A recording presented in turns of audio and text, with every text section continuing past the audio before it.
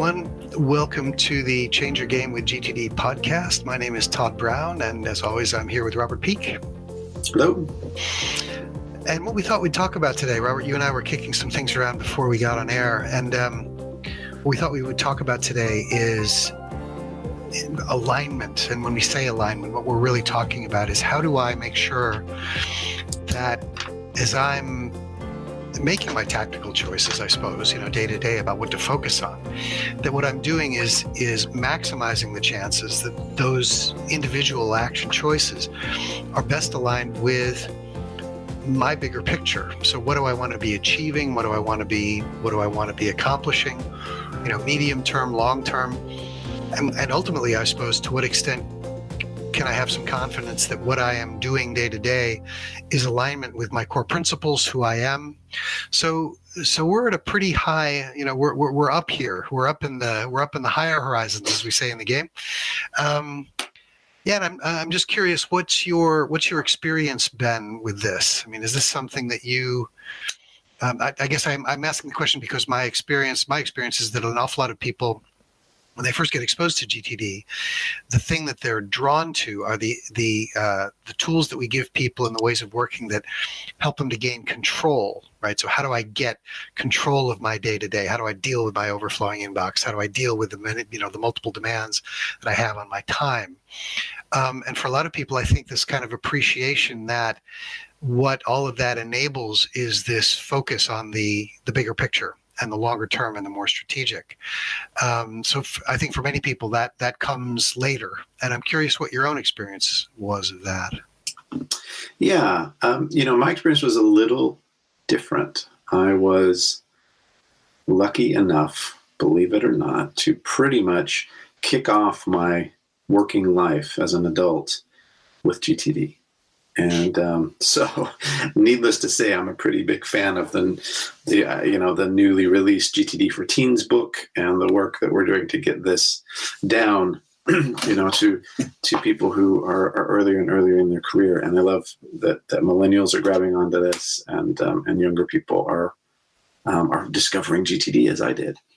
So my experience was very much one of having some I guess an interrelationship between goals and the execution of them that I think is somewhat rare. So I think a lot of people, what I experience in working with clients and just day-to-day interactions, is that there can be a real significant disconnect between goals we put out and the ability to have confidence that we're going to be moving toward those, and making effective progress. And what's beautiful about the GTD methodology is that it really is true, as David says, that the better you get, the better you better get. Meaning, the more adept you are at executing successfully and making things work in your life, the more you'll take on. Just as a almost natural process of wanting to grow and learn and progress as a human being.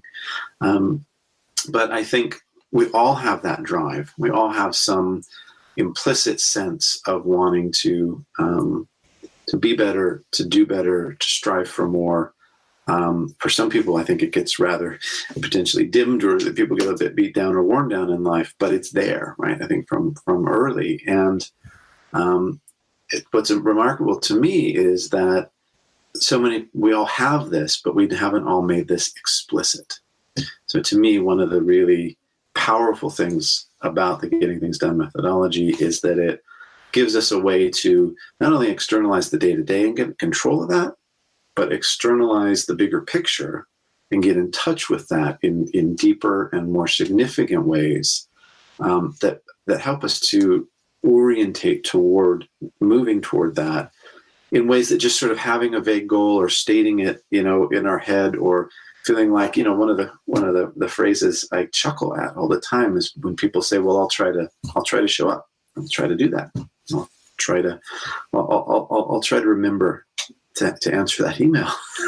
Just do or do not. There is no try. The great GTD master Yoda really had it right. That when we're vague about what we want, or we're vague about what we're committed to doing, we get vague results, basically. Hmm. So I don't know if that matches some of your experience in the having come to this slightly later in your career or not, or.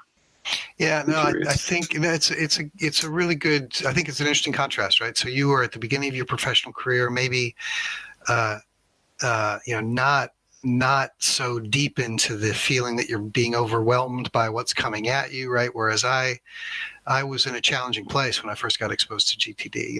It was in many ways a good place, new role, lots of responsibility, great organization, but also had the sense that, boy, there's an awful lot on, right? And so the thing that appealed to me first, and I think I've gone into this in a previous podcast, was the control aspect. I really need to get control first. And it's interesting, as you were saying, we all have this internal sense that there is more and bigger, and we have these drives. I think that you're right for many of us, and I also think that for many of us, it's just it's so covered over in a sense by our feeling of just being overwhelmed with the day to day. Like, don't bother me with what my life purpose is. I've got 423 unread emails, right? I need to be, this is what a lot of people are saying to us in essence. I need to be somewhat in control before any of that shows up for me, right? And so, there's a great quote from David Allen that says, when you pay attention to what has your attention, you'll find out what really has your attention, right? And so I think what's implicit in that is this idea that, to your point, we are kind of drawn naturally as things get sorted at the lower levels, as we get into control at the kind of next actions and projects level, that our attention very naturally just tends to go up, and we tend to then say, okay, well, let me think about roles. Let me think about medium-term, long-term planning. Let me think about, why I'm on the planet. So I think for a lot of people, it's that, myself included, it was initially that kind of, okay, I need to be in control first before I can have any energy on any of the rest of that. And what's been fascinating for me is, that Horizons of Focus model is something, obviously. I mean, I've been aware of it and looking at it for 13 years, right, since I started doing GTD. But the richness that's in there is just astounding, And what's strange about that is, on the one hand, you sort of look at the model and you go, okay, it's not counterintuitive. There's nothing there where you go, well, that's rocket science. I never would have thought of that. But what I think David did, and this is wonderful, I think a kind of a wonderful element is, or perspective, is it's, going back to this idea of clean edges, right? Say to somebody, talk about your goals. What's your vision for your future? What's your, all of a sudden, you want to talk about squishy and not well defined goals. Okay, well, I'd really like to have some nice soup for lunch, and by the end of the week, I'd really like to make sure that the bins get put out, and which is not really on the same level as well, I'd really like to be living in a different country and speaking a different language fluently, and right. So this whole idea of time banding outcomes, right? Again, in some ways, kind of an intuitive approach, and yet the kind of the great thing about that model is it says, well, look, here's a really sensible way to think about those time bands, right? So, yeah, the model I think can be very, very helpful. I love the word alignment. This whole idea that ultimately, as I'm making decisions day to day about what to do, I want to make sure that as far as possible, those decisions are aligned with, not just dealing with what's arrived today, but that a phrase I've started to use more and more is, let's give my dreams a chance. Right? Those longer term things that I'd really like to be making happen in the world, let's make sure they've got a fighting chance to be happening too. So this kind of alignment and balance with what I want to make happen, I think is really is important, and is something that the methodology supports. Absolutely, yeah. And hearing you talk about that, what has your attention question, and the sort of the simple power of that, I reflect that yes, many people need help just getting out. They're buried. They need a flashlight. They need a torch. They need a rope. But for some, their attention is, for example, at the areas of focus level. If major changes are happening in their life, becoming a parent or changing job, right? The areas of focus suddenly become really significant. Called how do I deal with the fact that all of that is moving? And organizations, talking about alignment, very often a lot of the more kind of strategic thinking and the thinking that you go off site or you get a large number of people into a room and you realize the hourly rate, right, when you have that many very senior people in a room is pretty high. So they invest in thinking at these higher horizons. They invest in thinking about who do we want to be as a company 5 years from now. So we do dip into the model in different places other than what's the next action, what's the next email, how do we get you just even a little space to start to think about this? Sometimes it's a little bit artificial in the sense that, look, we make the time for the offsite and then we bring it back and then we try to execute on it. But it can be, alignment can work just as well in relation to a team as it can an individual. And I don't know about you, but I sometimes feel like there's a small family in here, right? We are legion, right? In terms of the interests, in terms of the demands, in terms of what side of the bed I wake up, on a particular day and how I feel about things, so forth. So getting alignment within yourself, right? Even just within all the different aspects of you to decide. And to me, alignment is very much about not only identifying what you intend to do, but using that as a reference point to also let go of the things that aren't in alignment with that intention, right? To be able to say a conscious no, to be able to say a no that doesn't feel like I'm just turning something down, but rather I'm creating space by not putting my energy into that because this is where I really want to go. And I think so many people say to me, saying no is hard, saying no is painful, saying no goes against my cultural conditioning, what my mother taught me, it feels impolite, it doesn't feel like being a team player, et cetera, et cetera, et cetera. So I think to me, alignment empowers not only the big yeses that you're headed toward, but also empowers you to say no, which, a lot of people, I think, struggle with considerably. As you're talking about it, the word alignment is, I'm kind of appreciating something that I'm having an aha moment, as we'd say. That, of course, if you're going to be aligned, what that implies is that you've been clear about where you're headed, right? If you don't know where you're going, it's very difficult to be aligned, right, with that. And I think that's a critical piece of this, that one of the things that I think that I'm starting to appreciate as I get, more and more into this work, and it's obviously an ongoing process, but is that at its core, getting things done makes the assumption that we are interested in being productive. That we are at our core productive beings, that we want to make things happen in the world. Now, how productive you want to be versus me and what we're focused on and all of that's completely personal, of course, and it's going to be very different for different people. But what I think I'm becoming more clear about is the fact that what GTD enables is sort of the flourishing of that aspect of us. In other words, it's getting rid of all of the friction that gets in the way of us being productive human beings. There was a really poignant interview that I read with someone not long ago who was in the terminal stages of a fatal disease, and they were interviewing him, and they said to him, what are you doing with your time? I don't remember the exact question, but basically what he said was, in the time that I have left, I want to be as productive as possible.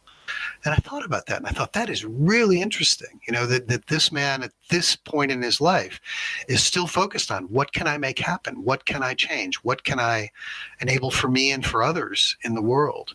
And so it's one of these things about GTD that I'm becoming more aware of and really treasuring, frankly, is that this idea that at our core we are productive. We are, as I think I've said before, we are teleological beings. We are purpose-driven beings, and GTD just enables us to be productive in the most friction-free ways possible. I like that. Yeah, that makes a lot of sense. And, I think, as you say, productivity is very personal. So what may look productive for me may be completely out of alignment for someone else, and just maybe the wrong thing to be focused on. But how do you know?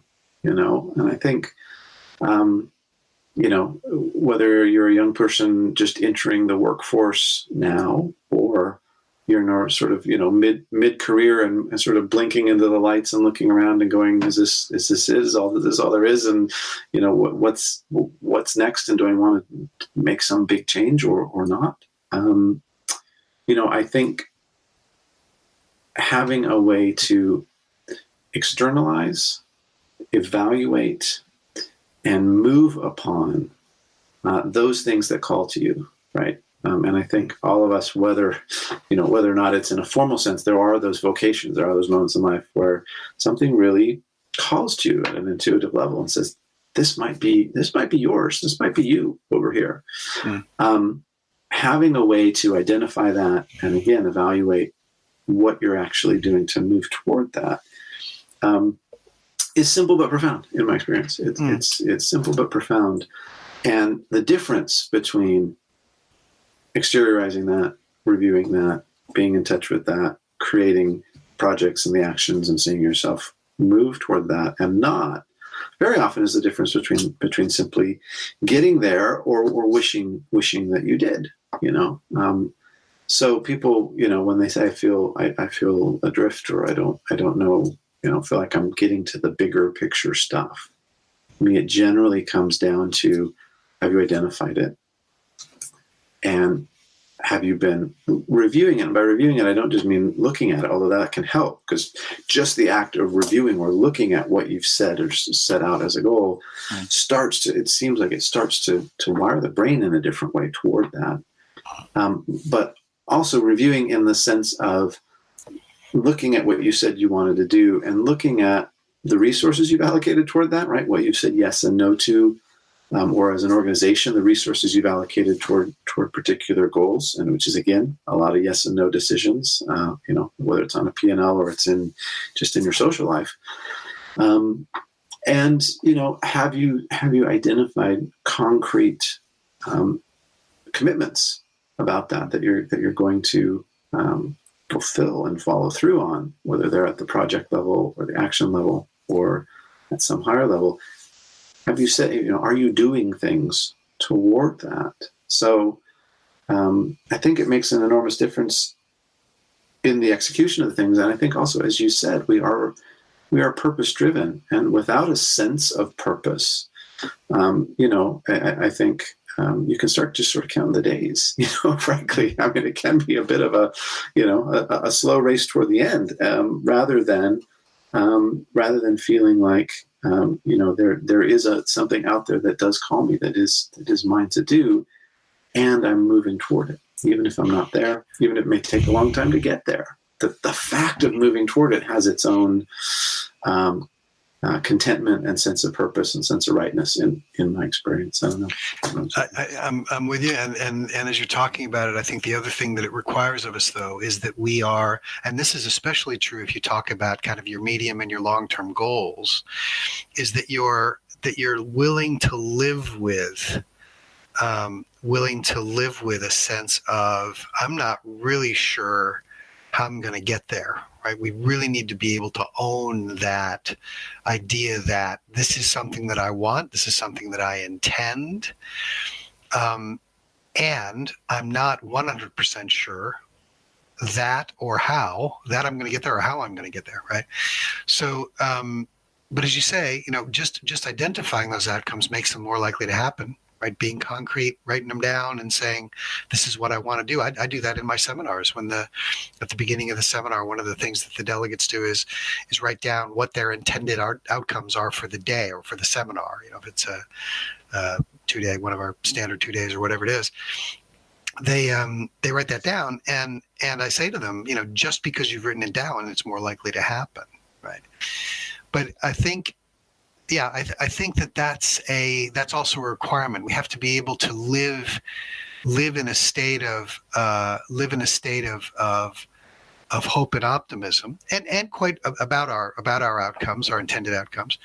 And I think we also from time to time have to do an evaluation that says, that was my outcome, and now, after having lived with it for weeks or months or whatever is appropriate, I just have the sense that that's not the right outcome. So it might be that it's time for a pivot and we go in some other direction, or it's time that just is an outcome that we give up on and decide that's not going to happen, right? So we can't guarantee outcomes, of course, but the power of just identifying them and focusing on them, as you say, that significantly increases the chances that they're going to happen.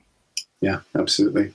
And I like the little, guideline of sort of 51% believable, right? Yeah. Meaning it's a stretch, is maybe a big stretch, like, whoa, this is a goal that I have no idea how I'm going to reach. But there's some factor of it's slightly more likely than not. Given my life circumstances where I'm at, I could see this happening more than I could think, oh, that's ridiculous, this will never happen, right? So it's within the realm of possibility in terms of achieving it. And I also think within the realm of possibility in terms of the kind of timeline you want to set on it, right? Mm-hmm. Because we were talking a lot about productivity and how personal it is. And, frankly, sometimes the most efficient thing you can do is take a rest, right? I mean, that is efficiency, even if it's not necessarily producing an external result, because frankly, you don't just want to slam down on the gas pedal until you run out of gas, right? That's never a good approach to driving, on the M25 or to going toward any particular thing you've set out for yourself to do. So I think there is a real confidence and I guess the word, contentment that can come with putting out something big. And there's really kind of something sort of playful and interesting about putting something out there that you want and not knowing exactly how you're going to get there. Mm-hmm. There's a kind of I don't know, a sense of relationship to the world from that point on, for me anyway, where you go, all right, let's see how this is going to work. Let's see what shows up. Let's see what I can make happen. You're orientated toward that. And then I think you just need to be reasonable, patient, sensible, lean into things rather than dive into things in relation to that. But great many things, in my world began with 51% believability, and just right around 51% too. It was really almost could have gone either way, but I went, no, yeah, this could happen. This feels right. And then from there, things started to coalesce. So it's powerful. It's subtle and powerful. And, it's not magic. It's not some sort of foofy thing. It really is about your relationship to you on an ongoing basis in terms of how you allocate your energy and your focus more than anything. Mm-hmm. Yeah. And being clear about those, owning them as commitments, right? I am committed to doing this is I think part of, I'm repeating what you said with slightly different words, but I think that's a really important part of it. So, okay, I think we're coming sort of to the end of our time today. Do you have any if we were going to write the executive summary of this session, anything you'd like to say or any tips for people as they take this information and have a go at implementing it in their own lives? Yeah, I mean, I think if you're feeling a little rudderless, or even if you know what you want, but you're kind of scared, that fear and enthusiasm sit pretty closely together in the human emotional register. For those things, you need to get them out and acknowledge them. You can acknowledge their existence and at least take a step, lean in that direction of those things that you want more of in your life, and see where you may be in or out of alignment with that in terms of what you're allocating. This works just as well for an individual as it does for an organization. Because, an externalized goal is as you said, Todd, a considerably more likely to be achieved goal. So I think externalization, getting it out there, vague ideas lead to vague results. And so don't be vague. Go for it. What about you? I'm with you. And I would just add that the more you can make that vision of whatever it is that you want to achieve emotionally resonant, right? So have a look at what would this, spend some time on it, not just I've got a new car. I've got an incredibly flash new car sitting in front of my house, and all of my friends and neighbors want to come over and go for a ride. I don't know. Pick yourself something that really speaks to you. Benefits for yourself, benefits to your family, to your friends, to the community, to the wider world. What would it look like if that thing was wildly successful? Because again, the more we're identifying those things and making them emotionally resonant, the more likely we are to engage with them, and also the more likely they are to be realized in the world. Great stuff. Robert, thank you. As always, it's been a pleasure. Thanks, everyone, for being a part of this. Thank you for being a listener or a viewer here on the Change Your Game with GTD podcast. As always, please do visit us. You can find us on the web at www.next-action.eu. That's next-action.eu. You can also find us on Facebook, on LinkedIn, and on Twitter. You can follow us there. And if you have any topics that you'd like us to discuss on the podcasts, please do let us know. We're very happy to have suggestions. Over the last year or so, we've done 2 or 3, I think, from folks who have suggested them. So please do let us know if there's anything that you'd like us to be talking about. We'll throw those in the hopper as possibilities, and we'll look forward to seeing you next time.